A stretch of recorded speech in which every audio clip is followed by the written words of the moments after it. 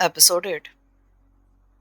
اس کے بعد جہاں تک دلاور اور منور نے تیزی سے حرکت کرتے ہوئے کمرے میں موجود تینوں 24 صندوق دروازے کے ساتھ لگا دیے۔ اب کم از کم دروازے پر ہونے والی فائرنگ سے وہ محفوظ تھے۔ گولیاں ان بھاری صندوقوں سے نہیں گزر سکتی تھیں۔ اسی دوران دروازے پر فائرنگ ہونے لگی اور دلاور کی ماں، جو پہلے دم سادے ایک کونے میں بیٹھی ہوئی تھی، اچانک ہذیانی انداز میں چلانے لگی، منور، تم ماں کو سنبھالو۔ اتنا کہہ کر جہانداد دلاور کی طرف متوجہ ہو گیا، جو پریشانی میں دروازے کی طرف دیکھ رہا تھا۔ حملہ کتنی تعداد میں ہوں گے؟ جہانداد نے پوچھا۔ کم از کم 4-5 تو ہوں گے، شاید ہم انہیں نہیں روک سکے، وہ ہمیں… بزدلی کی باتیں مت کرو دلاور، میرے ہوتے ہوئے وہ کمرے میں داخل نہیں ہو سکتے۔ جہانداد نے اسے ڈانٹ کر قطع کلامی کی۔ باہر سے دروازے پر برابر فائرنگ ہو رہی تھی۔ ابھی تک کوئی گولی 24 صندوق سے نہیں گزر سکی تھی۔ جہانداد کا دماغ تیزی سے سوچ رہا تھا۔ بظاہر صورتحال اس کے بالکل خلاف تھی۔ وہ اس چوہے دان میں پھنس کے رہ گیا تھا، مگر وہ ہمت ہارنے والوں میں سے نہیں تھا۔ اس کی نگاہ کمرے کے روشن دان پر پڑی اور وہ دلاور سے بولا، یہ روشن دان کافی کشادہ ہے، میں کوشش کروں تو اس کے ذریعے کمرے کی چھت پر پہنچ سکتا ہوں۔ کیا تم فرار ہونا چاہتے ہو؟ دلاور نے افسردہ انداز میں پوچھا۔ وہ عجیب بے چارگی کے عالم میں جہانداد کی طرف دیکھ رہا تھا۔ اس کی نگاہیں زبان حال سے پکار پکار کر کہہ رہی تھی کہ ہمیں ان درندوں کے رحم و کرم پر چھوڑ کر مت جاؤ۔ فکر مت کرو، میں تم لوگوں کو یوں بے آسرا چھوڑ کر نہیں بھاگوں گا۔ تو پھر کیا کرنا چاہتے ہو؟ جوابی کارروائی۔ میں بزدلوں کی طرح چھپ کر نہیں بیٹھ سکتا۔ اگر قسمت میں مرنا ہی لکھا ہے تو میں لڑ کر کیوں نہ مروں؟ میں بھی تمہارا ساتھ دوں گا۔ دلاور نے کچھ سوچ کر کہا، نہیں، تمہارا کمرے کے اندر موجود رہنا ضروری ہے۔ حملہ تم سے کچھ بھی پوچھ سکتے ہیں۔ اگر انہیں جواب نہ ملا تو وہ مشکوک ہو جائیں گے۔ کیا تمہیں مجھ پر بھروسہ ہے؟ دلاور نے غیر متوقع سوال کر دیا۔ میں ان کا دروازہ کھول بھی تو سکتا ہوں۔ تم ایسا نہیں کر سکتے۔ مجھے کمرے میں نہ پا کر وہ کسی بھی طرح تمہیں نہیں چھوڑیں گے۔ ویسے مجھے تم پر بھروسہ بھی ہے، ہم دونوں ایک ہی کشتی کے سوار ہیں۔ جہانداد نے جواب دیا، آج کے بعد تم مجھے اپنا دوست پاؤ گے۔ میں اس جنگ میں مرتے دم تک تمہارا ساتھ دوں گا۔ ملک مراد کے لیے میں نے کیا کچھ نہیں کیا، ایسے ایسے شرمناک کام سر انجام دیے کہ سوچتے ہوئے۔ وہ جذباتی انداز میں بولا، دلاور، یہ وقت ایسی باتوں کے لیے ناموزوں ہے۔ باہر ملک کے بھیجے ہوئے موت کے ہرکارے ہمارے منتظر ہیں۔ جلدی سے کچھ کرو، کہیں ایسا نہ ہو کہ مجھ سے پہلے وہ چھت پر پہنچ جائے۔ تم ٹھیک کہتے ہو۔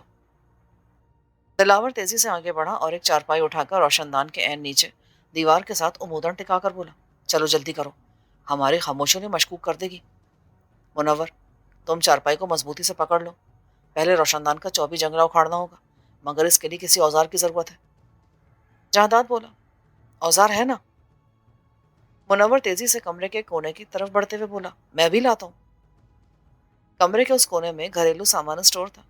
منور نے جلدی سے کلہاڑی تلاش کی جس کا دستہ بمشکل 1 فٹ کے برابر تھا۔ کیا اس سے کام چل جائے گا؟ مجھے دو، میں کوشش کرتا ہوں۔ دلاور نے اس کے ہاتھ سے کلہاڑی جھپٹتے ہوئے کہا، تم دونوں چارپائی کو تھام کے رکھو۔ ان دونوں نے چارپائی کو سائڈوں سے تھام لیا اور دلاور نے اوپر چڑھ کر روشن دان کا 24 جنگلہ اکھاڑنا شروع کر دیا۔ اسی دوران فائرنگ میں ایک ذرا سا وقفہ ہوا اور باہر سے کسی نے آواز لگائی، دلاور، باہر آ جاؤ، ہم تمہیں جان بچانے کا ایک موقع دینا چاہتے ہیں۔ اسے میں نے مار ڈالا ہے، مردے کو آواز دینے کی حماقت کیوں کر رہے ہو؟ جہانداد نے بلا تردد جواب دیا۔ جہانداد کے جواب نے جلدی پر تیل کا کام کیا اور انہوں نے شدت کے ساتھ دوبارہ فائرنگ شروع کر دی۔ وقفے وقفے سے وہ وارننگ بھی دے رہے تھے، مگر جہانداد خاموش رہا۔ تھوڑی سی جدوجہد کے بعد دلاور نے جنگلہ اکھاڑ لیا۔ اس کے بعد جہانداد نے اللہ کا نام لیا اور رائفل کو کندھے سے لٹکایا، پھر چارپائی پر چڑھ کر باہر نکلنے کی کوشش شروع کر دی۔ گو کہ کام بہت مشکل تھا، مگر فوجی تربیت اس کے کام آ گئی۔ باہر سے روشن دان کا فاصلہ چھت کی منڈیر سے 2 فٹ کے قریب تھا۔ اس کا پورا جسم کمان بنا ہوا تھا، ہاتھ چھت کی منڈیر پر ٹکے ہوئے تھے اور ٹانگیں روشن دان کے اندر کمرے میں لٹک رہی تھیں۔ یہ اس کی خوش قسمتی تھی کہ روشن دان کمرے کی عقبی جانب گلی میں کھلتا تھا، ورنہ اسے نکلتے ہوئے حملہ آور دیکھ سکتے تھے۔ 2-3 منٹ کی کوشش کے بعد وہ چھت پر پہنچنے میں کامیاب ہو گیا۔ ایک لمحے کے لیے اس نے پھولی ہوئی سانسیں درست کی اور پھر رائفل ہاتھ میں لے کر رینگتا ہوا آگے بڑھنے لگا۔ اگر وہ چاہتا تو آرام سے گلی میں اتر کر فرار ہو سکتا تھا، مگر دلاور کو اس کے گھر والوں سمیت یوں بے آسرا چھوڑ دینا اس کے ضمیر نے گوارا نہ کیا۔ حالانکہ دلاور کل تک اس کا دشمن تھا۔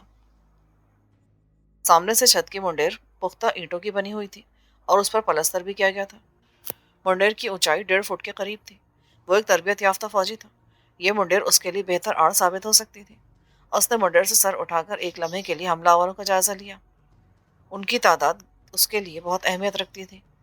وہ سامنے صحن میں نظر آ رہے تھے۔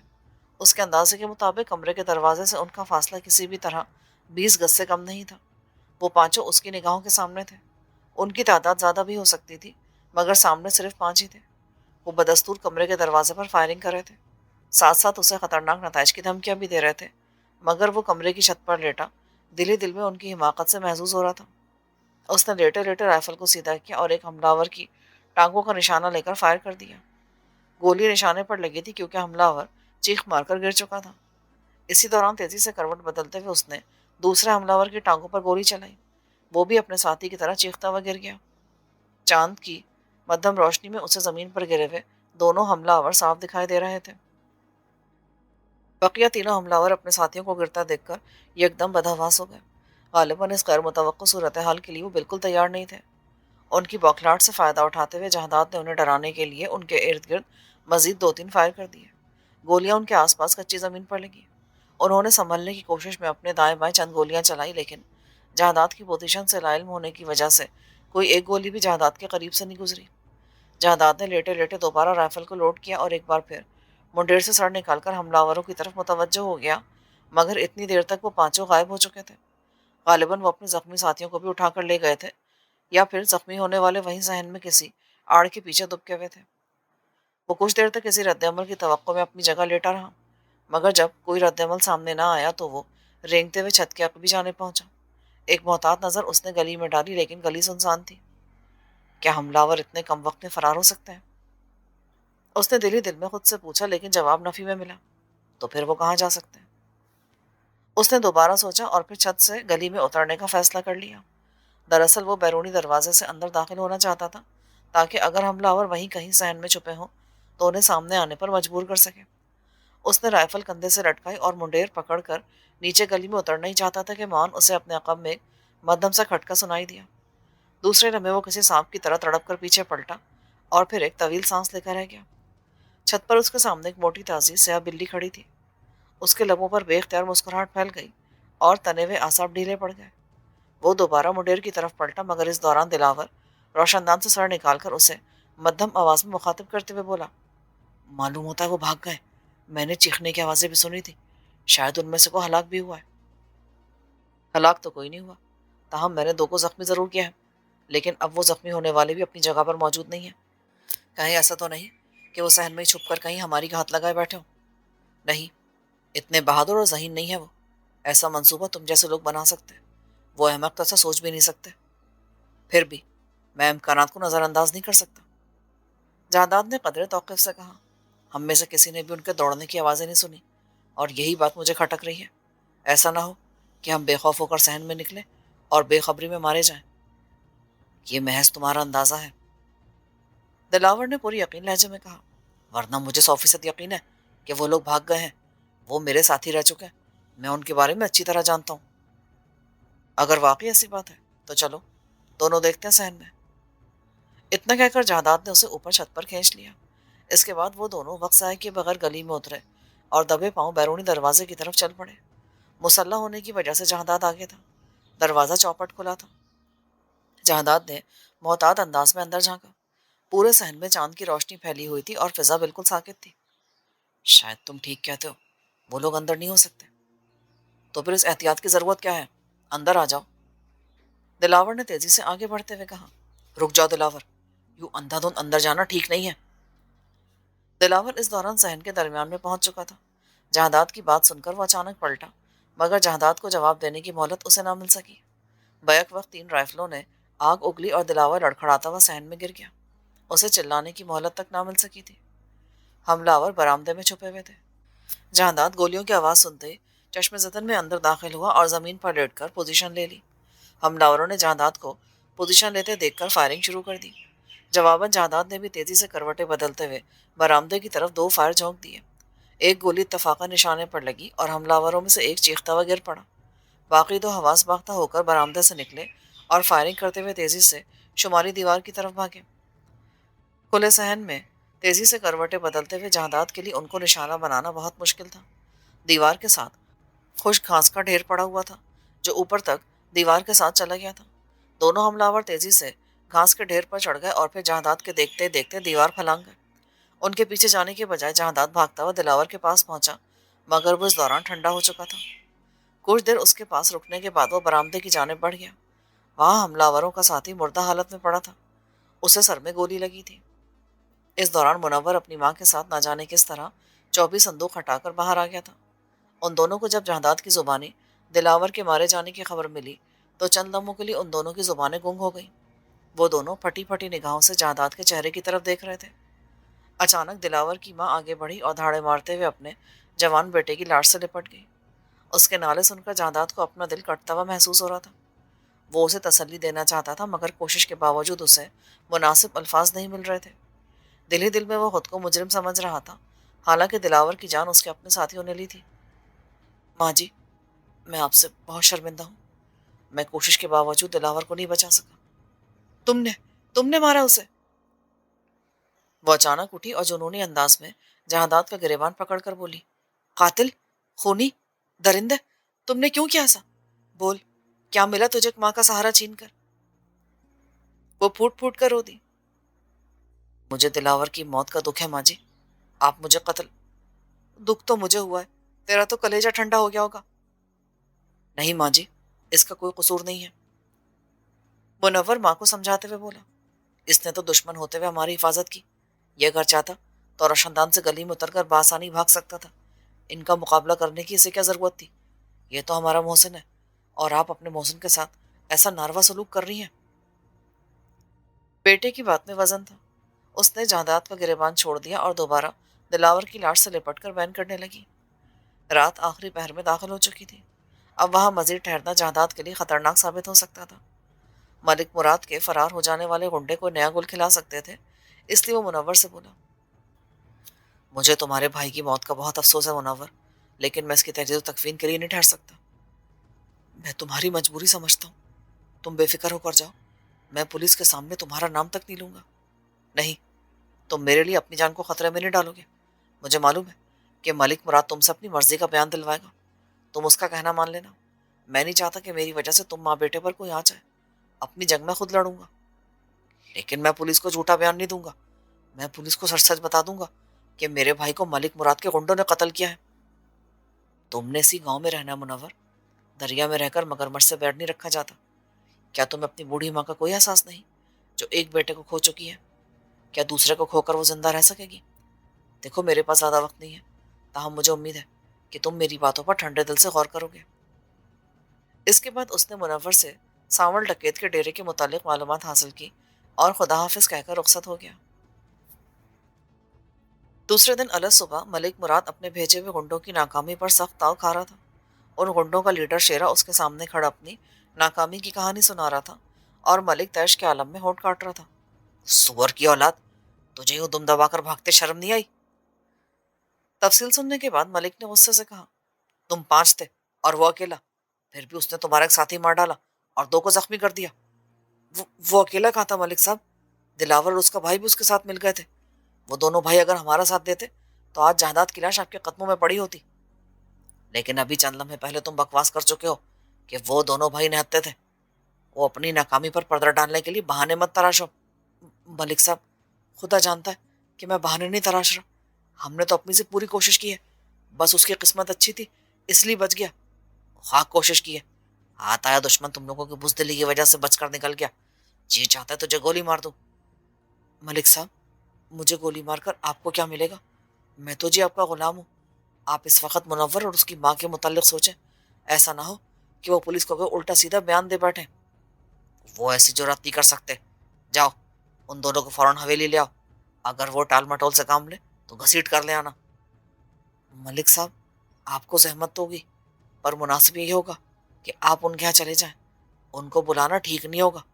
میں جانتا ہوں کہ وہ آسانی سے میرے ساتھ نہیں آئیں گے، اگر میں ان کو زبردستی لے کر آ گیا نا تو گاؤں والوں کو منہ کھولنے کا موقع مل جائے گا۔ زندگی میں پہلی بار تم نے عقل کی کوئی بات کی ہے، میں ان سے جہادات کے خلاف بیان دلواؤں گا۔ تو چلیے ملک صاحب، پولیس کے پہنچنے سے پہلے ہمیں یہ کام نمٹانا ہوگا، مجھے خدشہ ہے کہ منور کہیں تھانے کی طرف نہ نکل جائے۔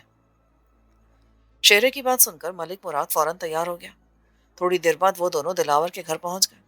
दिलावर की माँ अभी तक वहीं सहन में दिलावर की लाश के पास बैठी थी, लेकिन मुनव्वर नजर नहीं आ रहा था। मलिक ने जाते उससे मुनव्वर के बारे में पूछा, लेकिन वो गुमसुम बैठी रही। उसने नजर उठाकर उनकी तरफ देखा तक नहीं। शायद ये बुढ़िया अपने हवास खो चुकी है, वरना आपको देखकर यकीनन भड़क उठती, शेरे ने मायने खेज अंदाज में कहा। वो ये हमारे हक में बेहतर है, अब पुलिस इससे बयान नहीं ले सकेगी। तहाँ मुनव्वर को समझाना पड़ेगा, पर वो है कहाँ? हो सकता है कि वो थाने चला गया हो। अहमकाना बातें मत करो, वो यहीं कहीं है, ढूंढो उसे। भाई की लाश छोड़कर वो कहीं नहीं जा सकता। शेरा इस बात में सारे लाते हुए आगे बढ़ा, मगर एकदम ठिठक कर रुक गया। मुनव्वर चंद लोगों के साथ बैरूनी दरवाजे से अंदर आ रहा था। लो मलिक साहब, मुनव्वर आ गया है, आप अलहदगी में उससे बात कर लें। मलिक को अपने घर में देखकर मुनव्वर का खून खौल उठा। ताहम वो जब्त से काम लेते हुए बोला, मलिक साहब, आपको यहाँ नहीं आना चाहिए था। मैं तुमसे अलहदगी में कुछ बातें करना चाहता हूँ, मेरे साथ आओ। मलिक उसकी नागवारी को नजरअंदाज करते हुए बोला, मैं जानता हूँ आप क्या कहना चाहते हैं, लेकिन मैं पुलिस के सामने झूठ नहीं बोलूंगा। आप बराए मेहरबानी चले जाए यहाँ से। बरखुरदार, तुम्हें पुलिस के सामने झूठ बोलने को कह कौन रहा है? जाहिर है तुम पुलिस के सामने जहादात का नाम ही लोगे। मैं जहादात का नाम नहीं लूंगा। मेरे भाई को जिन लोगों ने कत्ल किया है, मैं उन्हें अच्छी तरह जानता हूँ। किन लोगों ने कत्ल किया है? क्या तुम नहीं जानते? मेरी जुबान से सुनना चाहते हो? मुनव्वर आप जनाब के अलकाब हदफ करते हुए बोला, तुमने कत्ल करवाया मेरे भाई को। वो क्या तुम पागल हो गए हो? दिलावर मेरा खास आदमी था, मैं भला उसे क्यों कत्ल करवाने लगा? मलिक ने अनजान बनते हुए कहा, ये अपने आदमियों से पूछो, उन्होंने अला ऐलान कहा था कि वो तुम्हारे हुक्म के मुताबिक ही कार्रवाई कर रहे हैं। मुझे सख्ती करने पर मजबूर मत करो। क्या तुम्हें अपनी जिंदगी से प्यार नहीं है? जिंदगी और मौत तो अल्लाह के इख्तियार में। तुम मेरा और मैं यहाँ बकवास सुनने नहीं आया तेरी। तुम पुलिस को कोई ऐसा बयान नहीं दोगे जिसमें मेरा क्या मेरे आदमियों का नाम है। यही तुम्हारे हक में बेहतर है। मैं अपना अच्छा बुरा जानता हूँ, तुमसे जो बन पड़े कर लेना। मैं पुलिस को सच्चा बयान ही दूंगा। मलिक मुराद का खून खौल उठा, मगर उसने कोई अमली कदम उठाने से गुरेज किया, क्योंकि दरवाजे पर बहुत से लोग जमा हो चुके थे। ऐसे में अगर वो मुनव्वर पर सख्ती करता तो गांव वालों के सामने उसकी पोजीशन मशकूक हो जाती। ताहम वो नई चाल चलते हुए बोला, बेवकूफ़ आदमी, मैं अगर चाहूँ तो ये दोनों कत्ल तुम पर डाल सकता हूँ। शायद तुम्हें मालूम नहीं कि तुम्हारी माँ अपने हवास खो चुकी है। वो पुलिस को बयान नहीं देगी, इसलिए जोश से नहीं होश से काम लो, वरना मेरे लिए कोई मुश्किल नहीं। इन्हीं लोगों गांव वालों में से चशमदीद गवाह लाकर पुलिस के सामने खड़े कर दूंगा। फिर तुम क्या करोगे? ऐसी सूरत हाल में क्या पुलिस तुम्हारे बयान पर यकीन करेगी, जबकि दोनों लाशें तुम्हारे घर के सहन में पड़ी हैं? जहाँ दाद एक मफरूर है जो पहले दो कत्ल कर चुका है, वो तुम्हारे काम नहीं आएगा। अलबत्ता मैं तुम्हारे लिए बहुत कुछ कर सकता हूँ। तुम चाहो तो मैं तुम्हें खून बहा देने के लिए भी तैयार हूँ। मलिक की बातों ने उसे बहुत कुछ सोचने पर मजबूर कर दिया था। उसे जहादात की नसीहत भी शिद्दत के साथ याद आने लगी थी। वो वाकई दरिया में रहकर मगरमच्छ से बैर नहीं रख सकता था, इसलिए ना चाहते हुए भी जहादात के खिलाफ बयान देने के लिए मजबूर हो गया। थोड़ी देर बाद जब पुलिस मौके वारदात पर पहुंची तो मुनव्वर ने बिला तरद्दुद जहादात के खिलाफ दोहरे कत्ल का पर्चा दर्ज करवा दिया। ज़ाब्ते की कार्रवाई मुकम्मल करने के बाद इंस्पेक्टर सादिक ने दोनों लाशों को पोस्टमार्टम के लिए भिजवा दिया। जब इंस्पेक्टर फारिग हुआ तो मलिक ने मौका देकर कहा, इंस्पेक्टर साहब, जहादात 4 कत्ल कर चुका है। पूरे गांव में खौफ हरास फैला हुआ है। उसे जल्द से जल्द गिरफ्तार करें। मैं अपने फराज से गाफिल नहीं हूँ मलिक साहब। मैं जहादात को बहुत जल्द ढूंढ निकालूंगा। तुम्हें परेशान होने की कोई ज़रूरत नहीं। और मेरा भांजा कत्ल हुआ है, मैं परेशान नहीं हूँ तो और कौन होगा? पुलिस ने अगर चंद दिनों तक कातिल को गिरफ्तार न किया ना, तो मैं हुक्काम में 12 तक पहुंच जाऊंगा। फिर बाद में शिकायत ना करना। शौक से जाओ, मैं तुम्हें नहीं रोकूंगा। इंस्पेक्टर का जवाब सुनकर मलिक अपना सा मुंह लेकर रह गया और इंस्पेक्टर मुनव्वर की तरफ मुतवज्जो हो गया। मुझे तुमसे अकेले में कुछ बातें करनी है, चलो अंदर चलकर बैठते हैं। इतना कहकर इंस्पेक्टर एक कमरे की तरफ बढ़ गया और मुनव्वर उसके पीछे चल दिया। मलिक ने उन्हें जाता देखकर बुरा सा मुंह बनाया और फिर सहन में मौजूद दूसरे पुलिस वालों की तरफ मुतवज्जो हो गया। तकरीबन 15-20 मिनट के बाद इंस्पेक्टर मुनव्वर के साथ कमरे से बाहर निकला और अपने साथियों को लेकर रुखसत हो गया। जहादात वहां से अफसरदगी के आलम में निकला और एक अनजानी मंजिल की तरफ रवाना हो गया। मुनव्वर के कहने के मुताबिक सामल का डेरा रहमानपुरा नामी गांव से आगे एक वसी जंगल में था। जंगल कबायली इलाके तक फैला हुआ था। منور نے اسے تفصیل کے ساتھ بتایا تھا کہ سامل اور اس کے ساتھیوں کے تعلقات جرائم پیشہ قبالیوں کے ساتھ بھی ہیں جو ان کی مدد کرتے رہتے ہیں۔ ضرورت کے وقت نہ صرف انہیں اسلحہ فراہم کرتے ہیں بلکہ انہیں قانون سے بچنے کے لیے اکثر اوقات اپنے علاقے میں پناہ بھی دیتے رہتے ہیں۔ وہ کہ ساول اس کے ہاتھوں سے مارا جا چکا تھا مگر اس کے ساتھی تو ابھی زندہ تھے۔ کیا وہ اکیلا ان کی قید سے حاکم علی کو رہا کرانے میں کامیاب ہو جائے گا؟ پتہ نہیں اپنے سردار کے مرنے کی خبر سن کر انہوں نے حاکم علی کو بھی ٹھکانے لگا دیا ہو یا پھر پولیس کے چھاپے کے خوف سے انہوں نے اسے وہاں سے قبائلی علاقے میں منتقل کر دیا ہو۔ ایسے خیالات اس کے دماغ میں پنجے گاڑ کر بیٹھ گئے تھے۔ گزشتہ دو روز سے اسے آرام کرنے کے بہت کم مواقع ملے تھے۔ اس کا سر بھاری اور آنکھوں کے گرد جاگنے کی وجہ سے حلقے پڑ گئے تھے۔ وہ آرام کرنا چاہتا تھا، اسے ایک بھرپور نیند کی ضرورت تھی، مگر حالات اسے جاگتے رہنے پر مجبور کر رہے تھے۔ ویسے بھی یہ وقت آرام کرنے کے لیے مناسب نہیں تھا کیونکہ اس کی منزل بہت دور تھی۔ شام سے پہلے وہ کسی بھی طرح رحمان پورہ تک نہیں پہنچ سکتا تھا، اس لیے آرام کرنے کا ارادہ ترک کر کے وہ تیزی سے اپنی منزل کی طرف بڑھ رہا تھا۔ رحمان پورہ پہنچ کر ہی اسے آرام کرنے کے لیے ایک محفوظ پناہ گاہ مل سکتی تھی۔ وہاں اس کا ایک رشتے کا ماموں رہتا تھا۔ نصیر نامی وہ شخص اس کی ماں کا پھوپھیزاد بھائی تھا۔ نصیر سال میں کبھی کبھار ایک آدھ چکر فتح پور کا لگا دیا کرتا تھا، اور وہ بھی کسی دکھ سکھ کے موقع پر، ورنہ تو وہ ایک دوسرے کے حال سے بے خبر رہا کرتے تھے۔ اس نے آخری بار نصیر ماموں کو آج سے 6 برس قبل دیکھا تھا۔ اس وقت وہ ابھی فوج میں بھرتی ہونے کی سوچ رہا تھا اور ماں باپ اس کے اس ارادے کی مخالفت کر رہے تھے۔ تب ماموں نصیر نے کھل کر اس کی حمایت کی تھی اور اس کے والدین کو قائل کر کے ہی چھوڑا تھا۔ اسے یقین تھا کہ آج بھی ماموں اس کا ساتھ دیں گے۔ عشاء کی اذان سے تھوڑی دیر قبل وہ ماموں کے دروازے پر دستک دے رہا تھا۔ تیسری دستک پر ایک 10 سالہ لڑکے نے دروازہ کھولا اور جواب طلب انداز میں اس کی شکل دیکھنے لگا۔ کیا نصیر گھر میں موجود ہے؟ آپ کو نانا جان سے ملنا ہے، لیکن وہ تو… ارے، تم فریدہ آپا کے بیٹے ہو؟ جی ہاں، لیکن آپ کون ہیں؟ نانا جان سے کہو کہ فتح پور سے جہانداد آیا۔ جاؤ شابش۔ لڑکا اندر غائب ہو گیا۔ تھوڑی دیر بعد وہ نصیر ماموں کے سامنے بیٹھا اسے اپنی سرگزشت سنا رہا تھا۔ اس کی داستان سننے کے بعد نصیر بہت پریشان نظر آنے لگا۔ تاہم اس کی تھکاوٹ اور نیند کے پیش نظر اس نے سوالات سے گریز کیا۔ تم کھانا کھا کر سو جاؤ، اس موضوع پر کل صبح بات کریں گے، فی الحال میں نماز پڑھنے کے لیے جا رہا ہوں۔ اتنا کہہ کر وہ کمرے سے باہر نکل گیا۔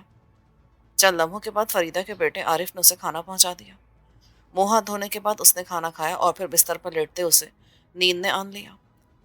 نصیر جب نماز پڑھ کر واپس آیا تو اس کے خراٹے گونج رہے تھے۔ دوسرے دن جو ہی وہ ناشتے سے فارغ ہوا، نصیر اسے سمجھاتے ہوئے بولا، دیکھو، جلد یا بدیر پولیس تمہاری تلاش میں یہاں تک پہنچ جائے گی، اس لیے تمہارا یہاں رہنا خطرے سے خالی نہیں ہے۔ تمہیں جس چیز کی… میں یہاں ٹھہرنے نہیں آیا ماموں، آپ کو پریشان ہونے کی ضرورت نہیں، میں بس تھوڑی دیر کے بعد یہاں سے نکل جاؤں گا۔ تم مجھے غلط سمجھ رہے ہو جہانداد، بات میری پریشانی کی نہیں بلکہ مجھے تمہاری فکر ہے۔ تم 3 قتل کر چکے ہو، میں نہیں چاہتا کہ تم پولیس کے ہاتھ لگ جاؤ، اس لیے تمہیں نصیحت کرا تھا، ورنہ یہ تو تمہارا اپنا گھر ہے، جب تک جی چاہے یہاں رہو۔ ایسی بات نہیں ماموں، میں بھلا آپ کو کیوں غلط سمجھنے لگا؟ میں دراصل یہاں سے آگے جانا چاہتا ہوں۔ شاید میں نے آپ کو یہ نہیں بتایا کہ حاکم چاچا ساول ڈکیت کے ساتھیوں کے قبضے میں ہے، میں نے اسے ہر صورت چھڑانا ہے۔ یہ بے وقوفی ہے، تم اکیلے کچھ بھی نہیں کر سکو گے، میرا مانو تو یہ خیال دل سے نکال دو۔ نہیں، میں اپنی جان کے خوف سے حکیم چاچا کو بیارو مددگار نہیں چھوڑوں گا، نہ جانو اس کا کیا حال ہوگا۔ آپ بس اتنی مہربانی کر دیں کہ میرے لیے گھوڑے کا بندوبست کر دیں، آگے اللہ مالک ہے، جو ہوگا دیکھا جائے گا۔ ٹھیک ہے ٹھیک ہے، گھوڑے کا بندوبست ہو جائے گا، اور کسی شے کی ضرورت ہو تو بلا جھجک بتا دو، مجھ سے جو بن پڑا میں تمہارے لیے کروں گا۔ گھوڑے کے ساتھ ساتھ اگر کسی چھوٹے ہتھیار کا انتظام بھی ہو جائے تو بہتر ہے، میرے پاس صرف یہی رائفل ہے۔ ہتھیار بھی مل جائے گا۔ نصیر اٹھ کر ایک کمرے میں چلا گیا۔ چند لمحوں بعد جب وہ واپس آیا تو اس کے ہاتھ میں خنجر اور ایک ریوالور موجود تھا۔ ریوالور چرمی بیلٹ کے ساتھ منسلک ایک ہولسٹر میں تھا اور اس کی گولیاں بیلٹ میں موجود تھیں۔ دونوں چیزیں لا کر اس نے جہادات کے سامنے رکھ دی۔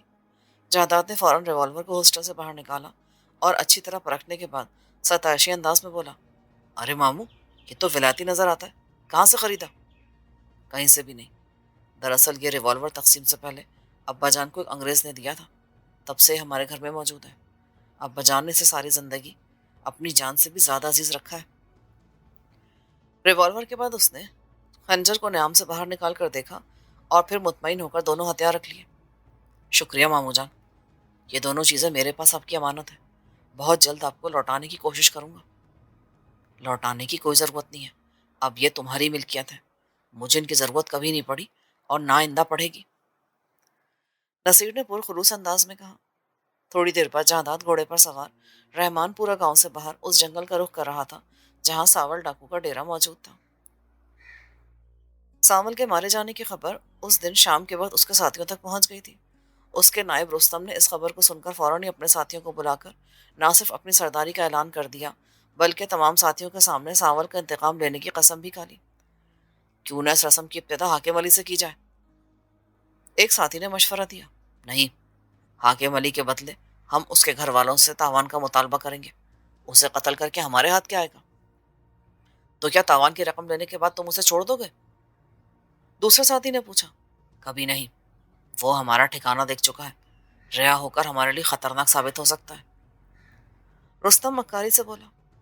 حاکم علی کے گھر والوں سے تاوان کا مطالبہ کس طرح کریں گے؟ وہاں پولیس ہماری طاق میں ہوگی، ایسا نہ ہو کہ لینے کے دینے پڑ جائیں۔ یہ میرا کام ہے، تمہیں پریشان ہونے کی کوئی ضرورت نہیں، میں کل ہی اس کے بھائی قاسم علی تک یہ اطلاع پہنچا دوں گا۔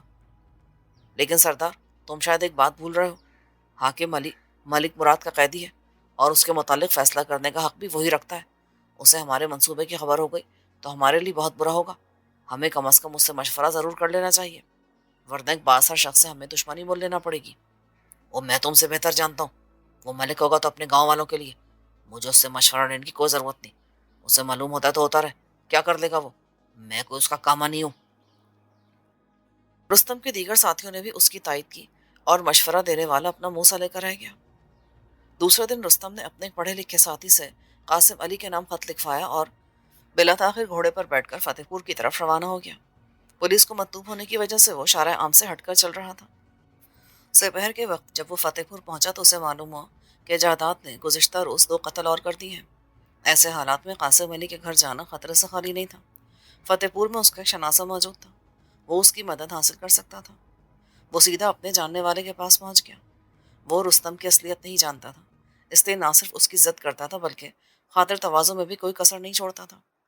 رسمی کلمات کے تبادلے کے بعد رستم فوراً مطلب کی بات پر آ گیا۔ میں یہاں ایک ضروری کام کے سلسلے میں آیا ہوں، دراصل کسی کا پیغام لایا ہوں اور مطلوبہ شخص تک یہ پیغام پہنچانے کے لیے مجھے تمہاری مدد کی ضرورت ہے۔ میری مدد کی؟ مگر کیوں؟ نواز نے متحیر انداز میں پوچھا۔ اس لیے کہ میں اس شخص کے لیے بالکل اجنبی ہوں، وہ شاید میری بات کو سنجیدگی سے نہ لے، تاہم تمہاری بات پر اعتبار ضرور کر لے گا۔ کون ہے وہ؟ قاسم علی۔ وہ جیب سے خط نکالتے ہوئے بولا۔ یہ خط اس تک پہنچانا ہے، بلکہ ہو سکے تو پڑھ کے سنا دینا۔ یہ خط کہیں جائیداد کا تو نہیں ہے؟ دیکھو، میں کسی بھی چکر میں پھنسنا نہیں چاہتا، کیونکہ جائیداد ایک مفرور قاتل ہے۔ او نہیں، یہ خط حاکم علی کا، اور وہ تمہیں کہاں مل گیا؟ اسے تو گم ہوئے کافی عرصہ ہو گیا۔ وہ گم نہیں ہوا، بلکہ اسے اغوا کیا گیا ہے۔ تم تم کیسے عجیب و غریب باتیں کر رہے ہو؟ کیا تمہارا تعلق ڈاکوؤں سے ہے؟ نواز دوبارہ مشکوک ہو گیا۔ او توبہ کر یار، کیا میں تجھے ڈاکو نظر آتا ہوں؟ تو پھر یہ سب کیا ہے؟ جب تک تم مجھے پوری بات نہیں بتاؤ گے میری الجھن دور نہیں ہوگی۔ میرے دوست، تیرا مشکوک ہونا سمجھ میں آتا ہے، لیکن خدا گواہ ہے کہ میں یہ کام نیکی سمجھ کر انجام دے رہا ہوں۔ مجھے یہ خط رحمان پورہ سے آگے جنگل میں ایک اجنبی شخص نے دیا ہے۔ میں نے خط لینے سے انکار کیا تو وہ مجھے مارنے پر تل گیا، تب میں نے مجبوری کے عالم میں خط لے لیا۔ اس وقت میں نے سوچا تھا کہ اس خط کو قاسم علی تک پہنچانے کے بجائے پھاڑ کر پھینک دوں گا، حالانکہ خط دیتے وقت اس اجنبی نے مجھے دھمکی بھی دی تھی کہ اگر میں نے کام نہ کیا تو وہ مجھے قتل کر دے گا، مگر میں نے اس کی دھمکی کو کوئی اہمیت نہیں دی۔ بعد میں یہ خط میں نے قابل اعتماد آدمی سے پڑھوایا تو پھینکنے کے بجائے لے کر یہاں گیا۔ کم از کم یہ خط پڑھ کر حاکم علی کے بھائی کو یہ اطمینان تو ہو جائے گا کہ اس کا بھائی زندہ ہے۔ رستم نے بلا تردد اسے ایک من گھڑت کہانی بنا کر سنا دی۔ کیا میں یہ خط پڑھ سکتا ہوں؟ وہ ہاں، شوق سے، بعد میں بھی تو تم نے ہی پڑھنا ہے یہ خط۔ نواز نے خط کھولا اور پڑھنے کے بعد بولا۔ اس میں تو اغوا کاروں نے حاکم علی کی رہائی کے بدلے میں تاوان طلب کیا ہے، 50,000۔ اتنی بڑی رقم قاسم علی کے پاس نہیں ہو سکتی۔ یہ ہمارا مسئلہ نہیں ہے، یہ خط حاکم علی کی طرف سے ہے اور اس نے رقم کی ادائیگی پر زور دیا ہے۔ ہو سکتا ہے حاکم علی کی رقم بھائی کے پاس امانتاً رکھی ہوئی ہو۔ بہرحال ہم نے تو خط پہنچانا ہے، آگے قاسم جانے اور اس کا کام۔ ٹھیک ہے، میں خط پہنچا دیتا ہوں۔ نواز نے رضامندی کا اظہار کیا اور رستم کے چہرے پر اطمینان نظر آنے لگا۔